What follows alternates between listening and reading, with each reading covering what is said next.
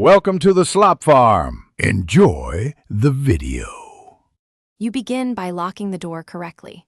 Choose a well-known password manager and create a single strong master password you can remember but others cannot guess.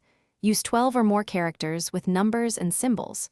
Once done, enable two-factor authentication for that account and save recovery codes offline in a safe or encrypted flash drive.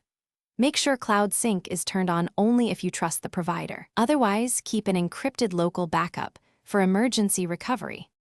Now you populate and structure the vault. Import current credentials, then replace weak or reused passwords with generated, unique ones. Aim for 16 characters or more for critical accounts. Once done, organize entries into folders like banking and email, and add notes for account hints, not passwords.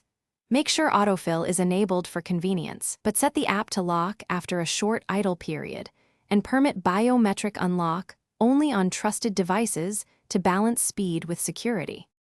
Finish by making this a routine practice. Schedule audits to find reused or weak passwords and replace them promptly. Once replaced, update the vault entries. Create an encrypted backup and configure emergency access so a trusted person can reach critical accounts if needed. Make sure recovery codes and a non-explicit master password hint are stored offline. If something goes wrong and you're locked out, use recovery codes first. If those fail, contact the manager's support and provide account verification. Never share your master password. Thanks for watching. Consider subscribing if we helped you today.